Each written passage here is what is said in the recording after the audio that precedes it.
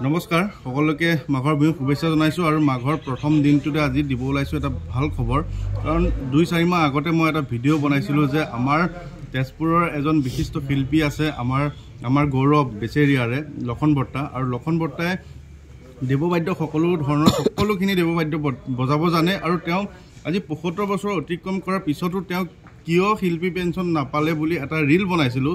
এওঁ হৈছে আমাৰ লক্ষণ বৰদেউতা তেজপুৰত চিনাকি লক্ষণ বায়ন হিচাপে অকণমান খঙাল যদিও মৰমীয়াল প্ৰায় 80 বছৰ হওঁ তথাপি শিল্পী পেঞ্চন তেওঁ নাপালে আৰু সেই ৰীলটো গোটেই অসম জুৰি বিয়পি পৰিছিলে আৰু আজি মাঘৰ প্ৰথম দিনটোতে আপোনালোকক ভাল খবৰটো দিব ওলাইছোঁ যে বৰ্তমান অসম চৰকাৰে এই বছৰৰ শিল্পী পেঞ্চনৰ তালিকাত তেখেতৰ নামটো অন্তৰ্ভুক্ত কৰিছে। বৰ্তা নমস্কাৰ আৰু কেনেকুৱা লাগিছে জনাবচোন। এইটো মই ইমান গৌৰৱ অনুভৱ কৰিছিলোঁ মোৰ যিটো ল'ৰাই মোক সেইটো ভিডিঅ' কৰিছিলে সেই ভিডিঅ' মই চাইছিলোঁ। আজি মোৰ যিখিনি মানে হিতাকাংক্ষী অৰ্থাৎ যিখিনি মোক ভাল পায় তেওঁলোকৰ প্ৰতি মই স্বাগতম জনাইছোঁ। বিশেষকৈ মোৰ গুৰু যতীন বৰা তেখেতক মই সদায় স্বাগতম এইকাৰণে জনাম যে এই ক্ষেত্ৰত তেওঁ আৰু তেওঁৰ ল'ৰাৰ মানে বেছি আগভাগ আছিলে।